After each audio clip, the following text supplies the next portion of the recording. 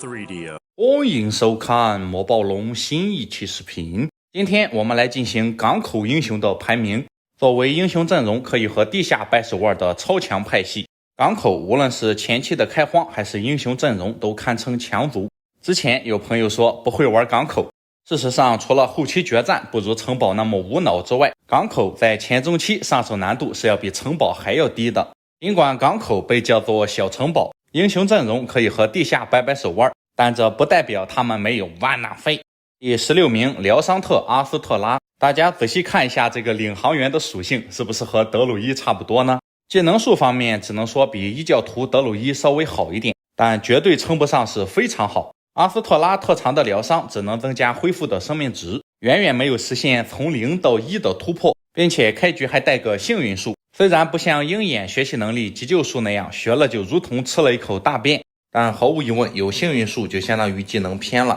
但这样的质量比起众多鹰眼特来说还是遥遥领先。第15名亿万特奇拉，他的特长是开局带着亿万大法，并且持续时间翻倍。这个特长呢非常的尴尬，前期你没有水系，它不是全体亿万，到了后期力量上去了，这个特长更是一个白板。但是这个英雄在 PVP 里面反而有出场率，只能说 PVP 还有 PVE 是两个完全不同的学科。塔楼的某痞性男子在塔楼 PVP 里面居然成为了塔楼二哥，这你找谁说理去啊？所以说咱们只讨论 PVE 就不讨论 PVP 了。说回奇拉本身，他虽然有一点平庸，但绝对也不是个窝囊废。事实上港口所有的英雄完全没用的你一个也找不到，原版英雄多，所以说很多英雄的设计就像是复制粘贴的。港口城作为一个新族，它的设计必须要非常的用心，元素城的前车之鉴摆在那里，这就使得港口城的英雄都是忠臣没有奸臣，以至于曼弗雷德在港口里面排到了第14名。这个英雄非常善于伪装，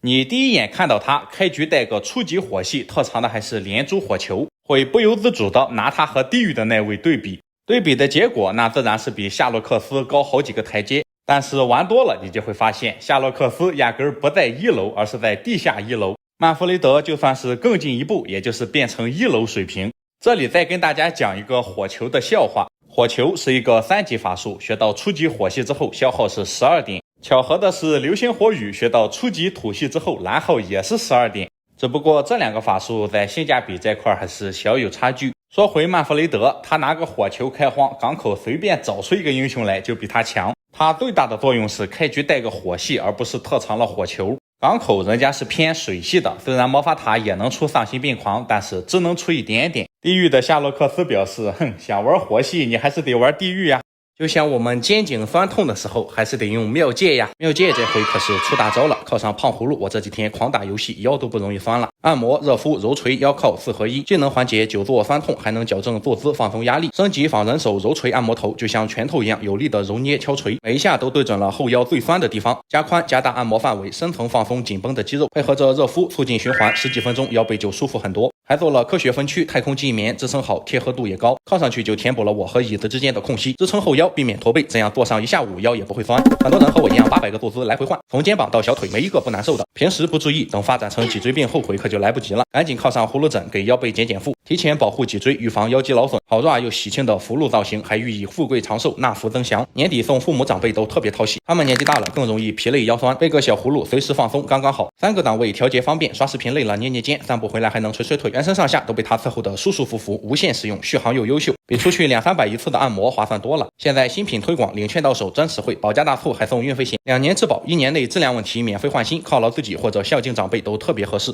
第13名水手特德雷克，这个英雄也具有伪装性，你乍一看的话发现他非常的平庸，实际上结合他开局的水手数量来看的话，他放在城堡那是妥妥的枪兵特，并且开局是进攻加领导，放在城堡也就是这个配置了，并且他带领的海员在升了级之后是7点速度也完成了质变，并且海员不同于强哥，人家是真的能上阵打仗，并且产量奇多，要不是港口英雄阵容兵种强度过于豪华，德雷克是不至于默默无闻的，毕竟这个质量是不可能加入4大天王行列的。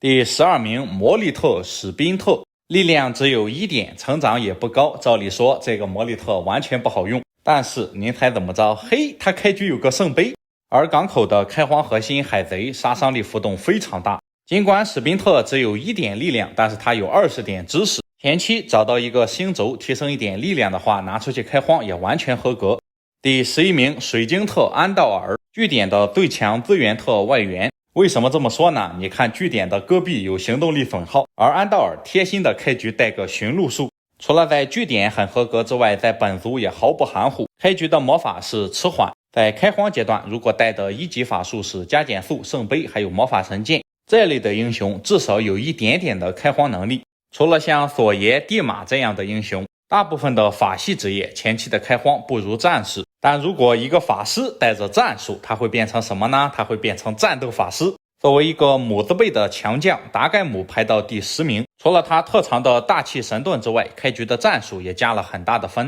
这里再说一句啊，为什么地下和港口的英雄也这么强，玩家就不反感呢？原因很简单，他设计的用心，而且不破坏平衡。就这个达盖姆放到元素城，我来设计一下哈。这个特长高低得改成大气神盾，效果提升 50%。由于它是一个气系魔法，所以说达盖姆作为一个法师职业，开局带个气系也很合理吧？看出来了吗？真要这么设计，玩家不骂娘那就有鬼了。大气神盾这个魔法，说实话还是很好用的，尤其是你在攻城的时候，在达盖姆的特长加持之下，后期当一个远程防御版的泰泽也未尝不可。更不必说开局还带了一个战术，开荒能力也有所保证。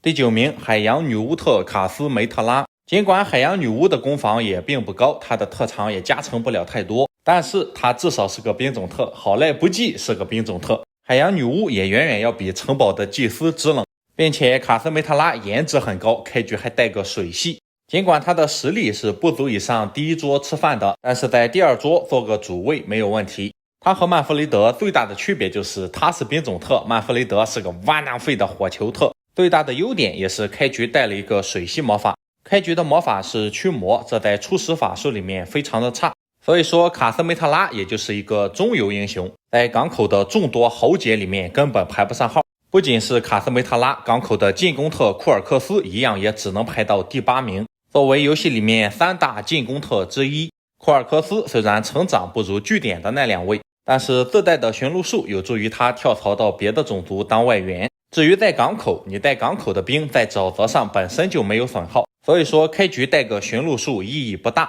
深渊号角里面的领导、侦察、驯鹿还有干扰，这几个都是中游技能，你开局带着或者说不小心学了，顶多算是你的技能不完美，偏谈不上。游戏里面进攻特、防御特的后期能力不用我多说，库尔克斯绝对是一个神将，甚至非常好用。他能排到第8名，主要是前面7个都比他厉害。没办法，神将太多，你就将就将就吧。第7名最强侦察兵米利安，开局后勤加侦察减资源的话，毫无疑问非常合格。另外就是只要一个英雄开局带着后勤，他即使不是后勤特，他的排名也不会很低。游戏里面的侦察特到了后期基本就是一个人形瞭望塔，像这种英雄 PVP 那肯定是抢手货，打电脑的时候人家有后勤学，当个主将也可以。如果库尔克斯开局是战术加进攻的话，米利安就打不过他了。只可惜库大帅开局带的是驯鹿，这样的话米利安就成了第7名。第6名全灵特卡西奥佩亚，这是一个港口版的沙克特，尽管他开局的部队可能没有莎莎多，但是全灵可以传送移动，速度也比瞎子高。没有升级之前的全灵带出去开荒不如沙克特，但是全灵在升级之后杀伤力变成了1到3，只要你不打硬仗，正常扫野的话，效率要比瞎子高。不愧是能和地下城掰手腕的英雄阵容，这种强度都排到了第6名。根本原因还是港口城兵种阵容过于强大，并且开局的部队离谱的多，海员带8、9个，3级兵海贼带6、7个，这就使得全灵特虽然是一个1级兵特，但是他开局的兵力没有任何的优势。港口城阔绰得很，玩港口你不需要只带全水精灵开荒，每个派系的前5名都是当之无愧的核心，他们当中除了战斗力强之外，辅助能力强也是重要的参考因素。照理说在强者如云的港口，仅仅是一个金币特是不可能进入前5的，但实在没办法，人家给的太多了。丽娜一个本来是金币特，开局还带个理财术的究极富婆，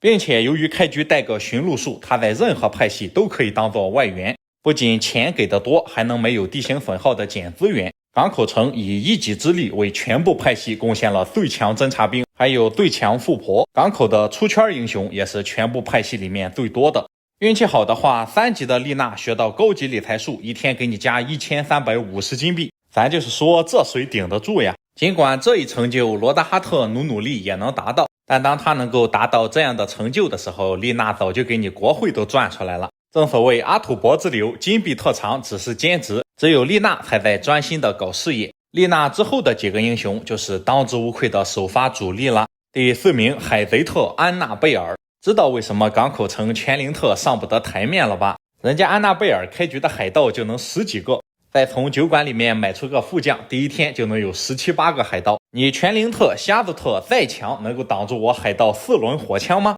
大人，时代变了。当时出港口视频的时候，有些评论说这个港口不会玩呀，我就感到纳闷，开局接近20个海贼，你告诉我不会玩？咱地狱8辈子没打过这种富裕仗。由于深渊号角里面大地砍了初始数量，快攻能力有所削弱，所以说只要不是特大图的话，港口的快攻能力应该更胜一筹。说实话，当初制作港口的时候，设计师确实是缺乏经验，有一些英雄实在是过强了。新出的工厂英雄的整体强度就很不错，游戏里面有3个射手特，开局都是进攻加剑术，他们分别是壁垒的伊沃、据点的杰巴克斯、港口的安娜贝尔。单论英雄强度的话，安娜贝尔应该是第1名，他不给你扯这些虚的，人家开局兵就是多，力大专飞。但是说到力大专飞的话，伊洛的专比安娜贝尔更大，力气也更大。作为4级兵特，他也很好的借鉴了要塞城布朗的先进经验。虽然开局的暴风雕非常的保守，只有3到5个，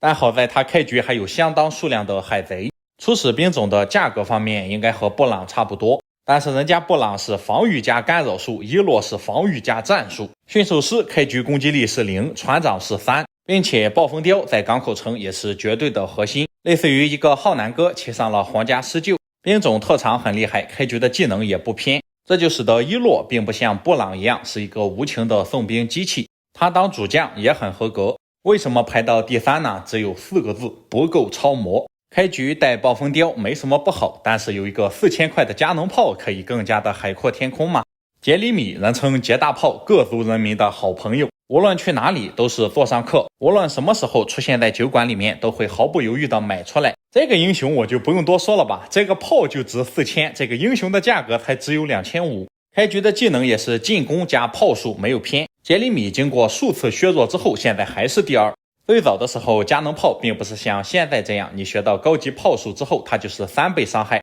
而是和弩车一样连开2炮造成双倍伤害。还有一个我没有考证，据说杰里米最初的技能是剑术加炮术，当然这可以理解，毕竟第一次做新种族嘛，有点缺乏经验，无可厚非。某一个刚做出来就被玩家集体痛骂，捅了篓子也不知道修补，而是直接在死亡阴影删掉的种族，表示当初 NWC 要是能重用你们这些人，我也不至于口碑这么差。由于深渊号角力图还原原版，所以说一些兵种的属性没法改，这就使得深渊号角元素城玩起来非常的别扭。魔猿还有凤凰被狠砍了一刀，而火元素、土元素还是那个挖哪废。要不是英雄实在过于变态，元素城也就真正沦为3流货色了。第1名镜像特埃瓦西斯，他不仅在港口是毫无疑问的第1名，放在城堡工厂也是第1，甚至就算是去了地狱，人家也是养猪模范英雄。他的特长是在每局对战当中第一次使用镜像的时候出现2个镜像。最早他和杰里米一样，完全就是用脚做的，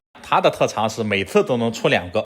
只不过那个时候蓝号好像要多一点，设计师生怕他开局用不了魔法，给他开局带了一个智力。由此可见，地狱的某些英雄设计出来就是设计师故意的，毕竟魔鬼不行，那是最大的正确。像艾瓦西斯镜像的特长，后期咱就不说了，一旦你的部队非常多，镜像就是最强的杀伤性法术，如果放到城堡，镜像就是最强的杀伤性法术外加复活法术。就算是前期他有2-3点力量，凭借港口开局携带的超多海贼，前期的开荒也不成问题，只不过这种不错只能拿个及格分，和杰大炮、伊洛、安娜贝尔这几个怪物相比，终归是有一点差距。艾瓦西斯放在所有英雄里面排到前10名都没有任何问题。港口城的英雄阵容强吗？非常的强。令人反感吗？毫无疑问不反感。玩家的眼睛是雪亮的，一个派系只要你的英雄让玩家看出来你是认真设计的，甭管他是强是弱，你都能接受。现如今港口就像大融合一样，早就成了英雄无敌3里面不可分割的一部分。